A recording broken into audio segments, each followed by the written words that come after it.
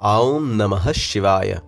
श्री शिव महापुराण शतरुद्र संहिता अध्याय 242। भगवान शंकर के गृहपति अवतार की कथा। नंदीश्वर बोले, हे ब्रह्मपुत्र, अब चंद्रमा को सिर पर धारण करने वाले शिव के एक अन्य चरित्र को प्रसन्नतापूर्वक सुनिए। जिस प्रकार उन्होंने प्रेम पूर्वक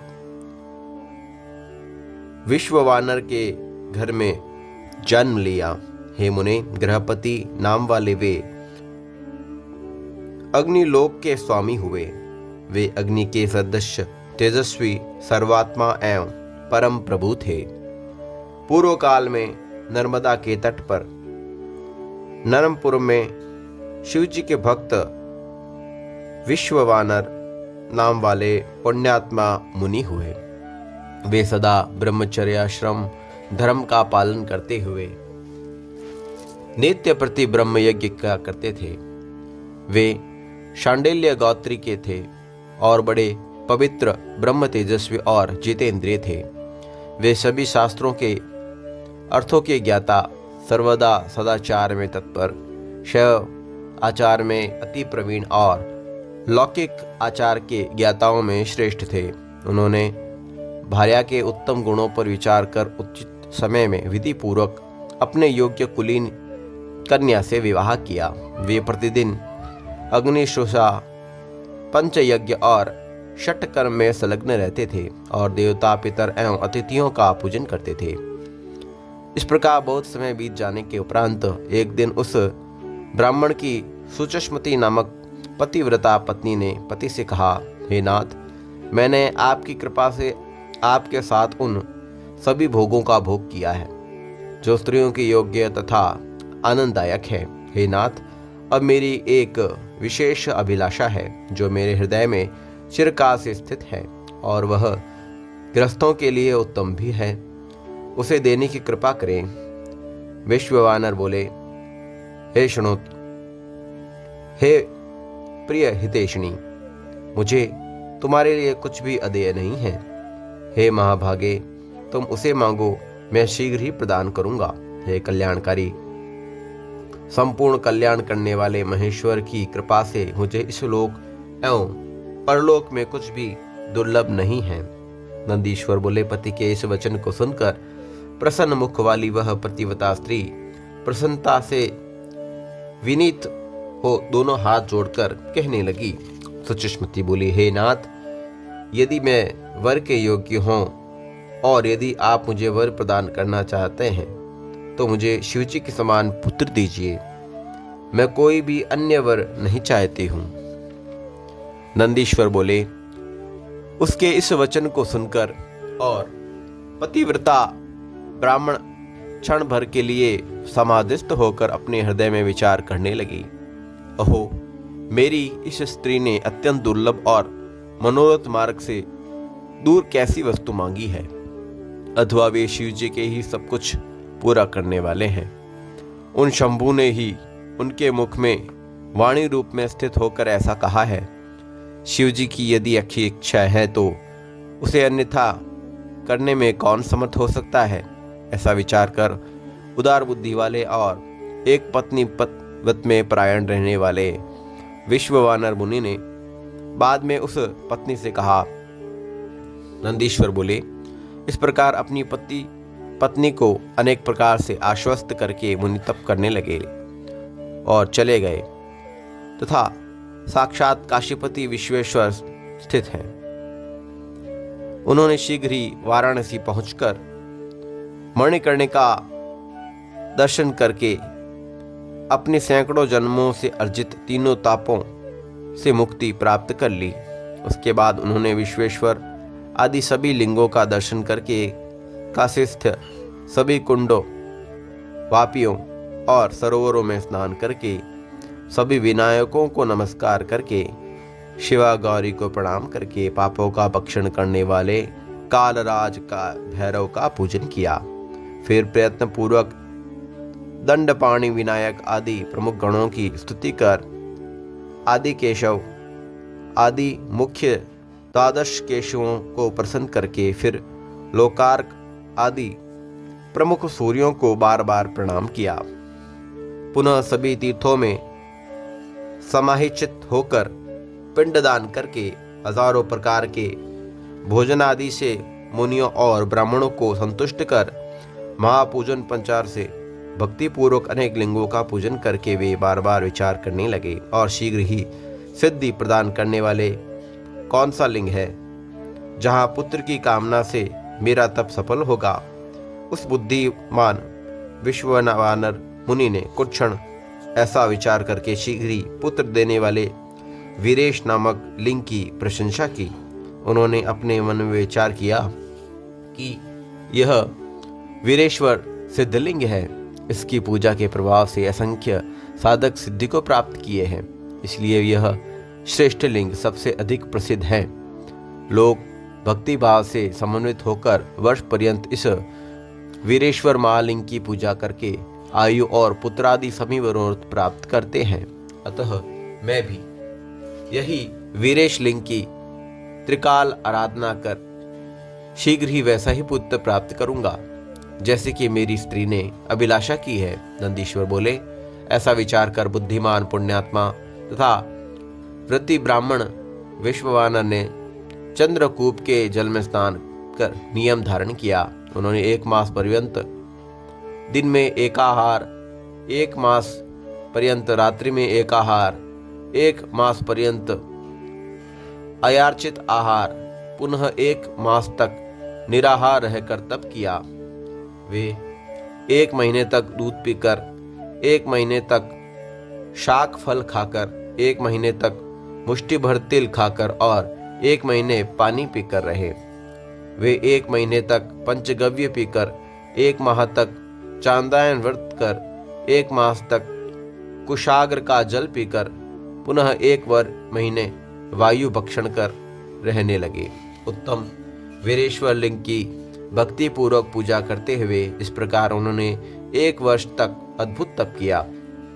इसके बाद 13वें महीने में गंगा के जल में प्रातः काल स्नान कर ज्यों ही वे ब्राह्मण वीरेश्वर की ओर आए, उसी समय उन तपोधन्य वीरेश्वर लिंग के मध्य में विभूति से विभूषित 8 वर्ष की आकृति वाले एक बालक को देखा। उस बालक की आंखें कानों तक फैली हुई थी, उसके होठ गहरे लाल थे, मस्तक पर अत्यंत पिंगल वर्ण की जटा शोभा पा रही थी। वह नग्न और प्रसन्न मुख था और बालोचित वेशभूषा तथा चिता का भस्म धारण किए हुए एक श्रुति के सूक्तों का पाठ करता हुआ लीलापूर्वक हंस रहा था। उसे देखकर आनंदित होकर रोमांच युक्त विश्ववानर मुनि बार बार हृदय से नमोस्तु कहकर प्रणाम किया। तदंतर विश्ववानर मुनि कृतार्थ होकर अभिलाषा पूर्ण करने वाले 8 पदों से बालक रूपधारी परमानंद शिव स्वरूप की स्तुति करने लगे। विश्ववानर बोले, यह सब कुछ एक अद्वितीय ब्रह्म ही है, वही सत्य है, यही सत्य है। सर्वत्र उस ब्रह्म के अतिरिक्त कुछ भी नहीं है। वह ब्रह्म एकमात्र ही है और दूसरा कोई नहीं है। इसलिए मैं एकमात्र आप महेश्वर की शरण को प्राप्त करता हूँ। हे शंभो, एक आप ही सबका सृजन करने वाले तथा हरण करने वाले हैं। आप रूप विहीन होकर भी अनेक रूपों में एक रूप वाले हैं। जैसे आत्मधर्म एक होता हुआ भी अनेक रूपों वाला है, इसलिए मैं आप महेश्वर को छोड़कर किसी अन्य के शरण में नहीं प्राप्त होना चाहता हूँ। जिस प्रकार रस्सी में सांप, सीपी में चांदी और मृगमरीचि में जल प्रवाह मिथ्या भाषित होता है, उसी प्रकार आप में यह सारा प्रपंच भाषित हो रहा है, जिसके जान लेने पर इस प्रपंच का मिथ्यात्व भली भांति ज्ञात हो जाता है। मैं उन महेश्वर की शरण प्राप्त करता हूँ। हे शंभु, जिस प्रकार जल में शीतलता, अग्नि में दाहकता, सूर्य में ताप, चंद्रमा है आह्लादत्व, पुष्पों में गंध और दुग्ध में घृत व्याप्त रहता है, उसी प्रकार सर्वत्र आप ही व्याप्त हैं। अतः मैं आपकी शरण प्राप्त करता हूँ। हे शंभो, आप कानों के बिना सुनते हैं, नाक के बिना सूंघते हैं, बिना पैर के दूर से आते हैं, बिना आँख के देखते हैं और बिना जिह्वा के रस ग्रहण करते हैं। अतः आपको भलीभांति कौन जान सकता है। इस प्रकार मैं आपकी शरण को प्राप्त करता हूँ। हे ईश, आपका न साक्षात वेद, न विष्णु, न सर्वश्रेष्ठा ब्रह्मा, न योगेंद्र और न ही इंद्रादि देवगण ही जान सकते हैं। केवल भक्त ही आपको जान पाता है। अतः मैं आपकी शरण प्राप्त करता हूँ। हे ईश, आपका न गोत्र है, न जन्म है, न आपका नाम है, न आपका रूप है, न शील है एवं न देश है। ऐसा होते हुए भी आप तीनों लोकों के स्वामी हैं और आप समस्त मनोरथों को पूर्ण करते हैं। अतः मैं आपका भजन करता हूँ। हे काम शत्रु, सब कुछ आपसे ही है और आप ही सब कुछ हैं। आप पार्वती पति हैं, आप दिगंबर एवं अत्यंत शांत हैं। आप वृद्ध, युवा और बालक हैं।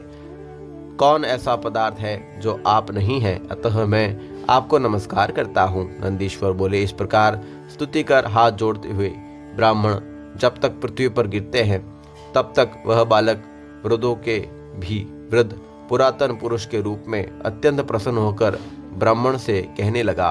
बालक बोला, हे विश्ववानर, हे मुनिश्रेष्ठ, हे ब्राह्मण, आपने आज मुझे अत्यंत संतुष्ट किया है। अतः आप प्रसन्नचित होकर उत्तम वर मांगिए। तब मुनियों में श्रेष्ठ वे विश्ववानर मुनि प्रसन्नचित होकर उठकर बालक रूपी शिव जी से कहने लगे। विश्ववानर बोले, हे महेश्वर, आप तो सर्वज्ञ हैं, अतः आपसे कौन सी बात है जो छिपी रह सकती है।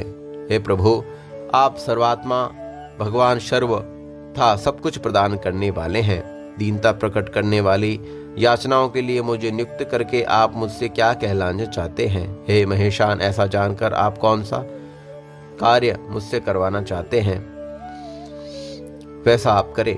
नंदीश्वर बोले, पवित्र व्रत करने वाले उन विश्ववानर के इस पवित्र वचन को सुनकर परम पवित्र उस बालक रूप महादेव जी ने मंद मंद मुस्करा कर कहा, हे सुचे, आपने सुचिस्मति के हृदय में जो इच्छा की वह थोड़े ही दिनों में निसंदेह पूर्ण हो जाएगी।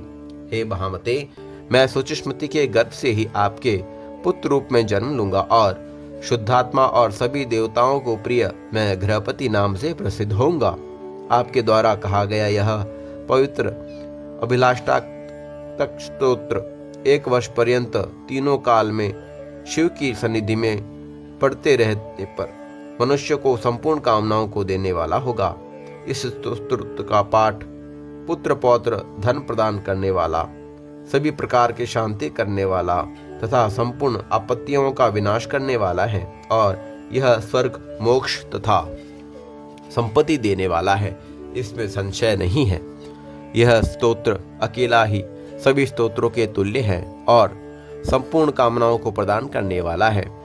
प्रातःकाल उठकर भलीभांति स्नान करके शिवलिंग की पूजा कर वर्ष पर्यंत इस स्तोत्र का पाठ करता हुआ पुत्रहीन मनुष्य पुत्रवान हो जाता है। इस अभिलाषात्मक स्तोत्र जिस किसी को नहीं बताना चाहिए और प्रयत्न पूर्वक गुप्त रखना चाहिए। यह महाविंध्या स्त्री को भी संतान देने वाला है। जो स्त्री अथवा पुरुष नियम पूर्वक शिवलिंग के समीप 1 वर्ष पर्यंत इस स्तोत्र का पाठ करता है, उसे यह स्तोत्र पुत्र प्रदान करता है, इसमें संदेह नहीं है। नंदीश्वर बोले, ऐसा कहकर सज्जनों को गति प्रदान करने वाले बालक रूपधारी शिवजी अंतर्ध्यान हो गए और वे विश्ववानर ब्राह्मण भी प्रसन्नचित होकर अपने घर चले गए। ओम नमः शिवाय। श्री शिव महापुराण शतरुद्र संहिता अध्याय 242 संपूर्ण हुआ।